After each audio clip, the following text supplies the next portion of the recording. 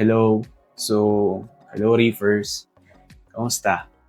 So, bali sa video na to, pakita ko lang sa inyo or simple tutorial kung sa paanong pinakamabilis ko siya kayang ma-explain sa inyo kung paano nyo isa-set yung ilaw nyo na Aquanite version 3 Spectra.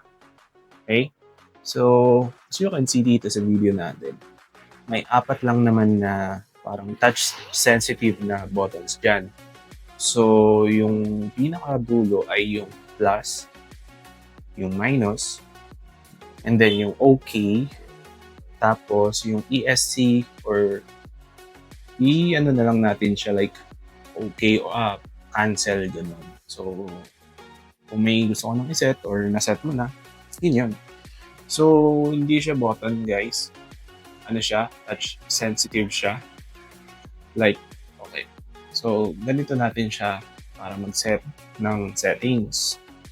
Una, nakasaksak na. Like, naka-set up nyo na. Touch nyo lang yung OK. Ayan. So, sa unang part na to, since nakikita ninyo na nagbe-blink na yung first 2 digits dun sa display, yan yung R. Unang isinaset is kung ano yung oras today. Kung ano yung oras ngayon. Kung anong oras mo siya isinaset. So, currently, 19. So, that will be 7 p.m. Kasi military standard time yan. Hindi siya yung AM, PM. So, ayan na. Una mong isiset yan. So, for example, ngayon, 7 ano na ngayon 7:53. So, tama naman yung unang nakaset na oras ko dito. Na-adjust na lang siya kasi that's a minute ago. So, for example lang, yan, 7:19, and then, kung yung okay mo siya, touch mo ulit yung okay. Ayan, so yan na yung minutes. So, since 53 na ngayon, 7:53 na, mag-plus ka lang. Yung plus is para madagdagan siya ng count. Diba? Naging 53 siya. So, after that, i-okay mo ulit. Once na mai-okay mo na, makikita mo dyan yung number 1 na glow. So, yan yung mode 1 mo. Yan yung first in settings mo kasi 3 settings ang pwede mong iset dito.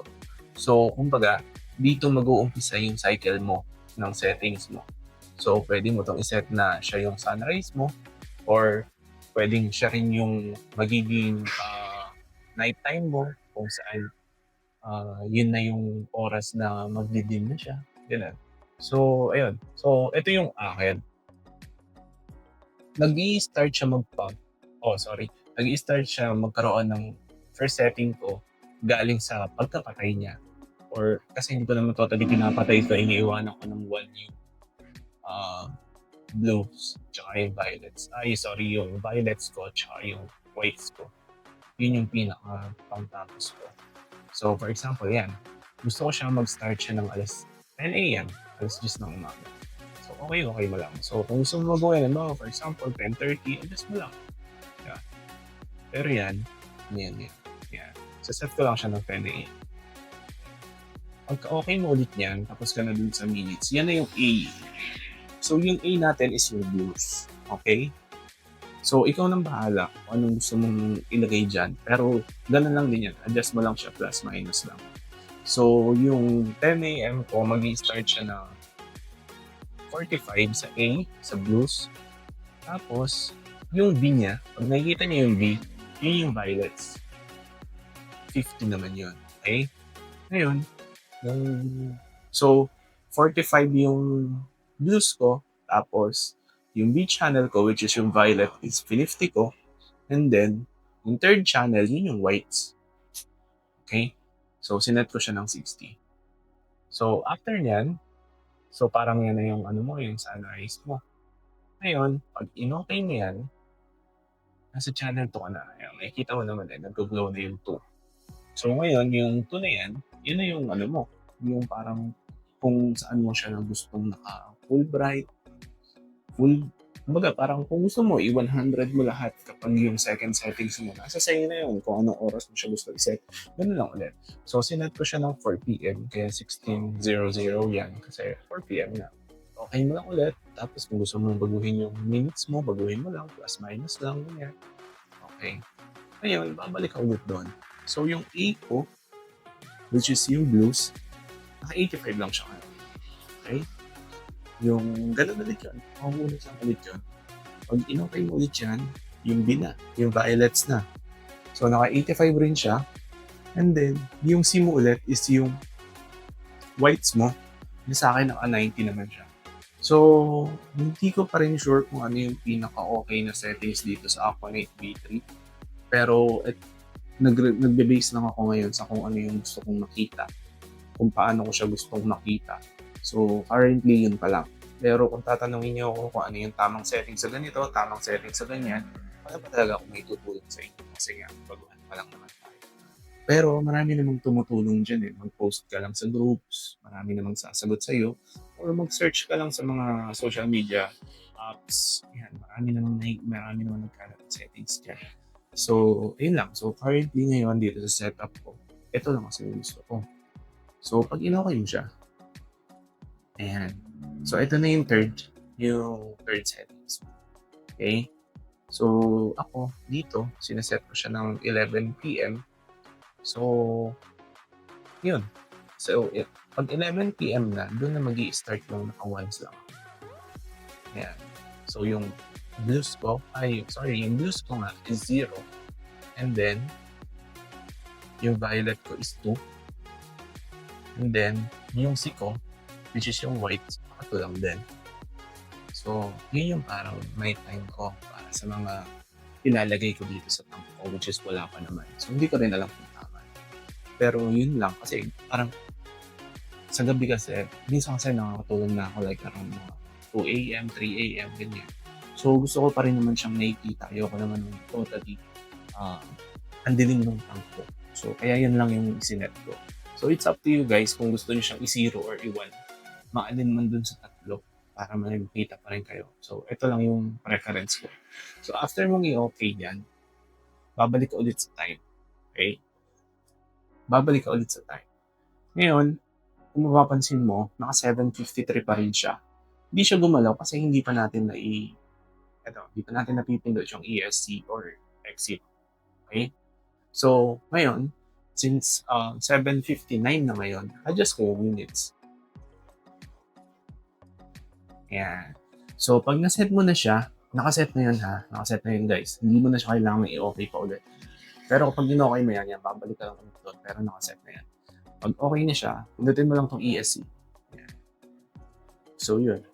So, kung ano yung settings mo na sinet kanina na around, ano nga yung pagkakaset, parang 2 PM tayo, 2 PM hanggang 23, which is 11 PM, yun yung magiging settings mo dito. Pero alam ko, nagdi-dimmer siya. Kumbaga, nagbabago siya. Like, from full blast going to ganito, medyo alam ko parang nagbabago talaga siya. Oo. Kasi minsan, kapag ganitong oras na yun, katulad niyan, diba, 2 PM ko pa siya sinet, tapos anong oras na ngayon? Mag-8 PM na. Hindi na siya ganun kaliwanag katulad ng kanina.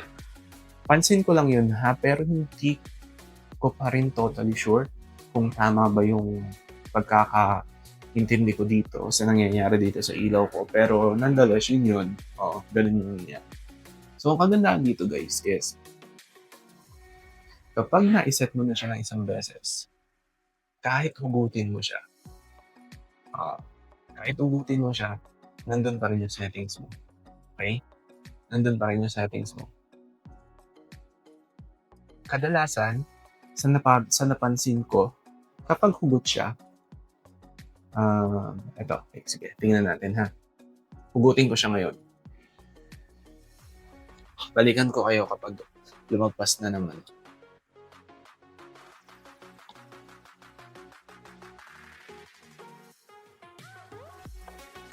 Ayan, so hinugot ko siya.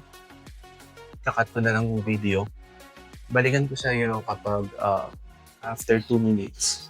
Right. Okay guys, so ayan na, naka 2 minutes na tayo. Isasaksak ko ulit siya ngayon, tapos makikita natin sabay-sabay kung nag-adjust ba automatically yung oras niya after 2 minutes or nag-stay siya dun sa naset nating oras. Saksak ko lang guys.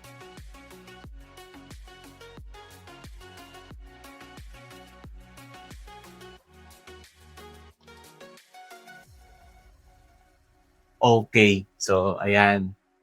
O, 'di ba? Pare-parehas nating napatunayan na kahit hugutin niyo siya, mag-i-stay pa rin siya kung ano yung oras. Mag-a-adjust siya kung ano na yung current na oras kung kailan niyo ulit siya isinaksak. So, 'di ba? Naiwan yung settings na isinet natin, 'di ba?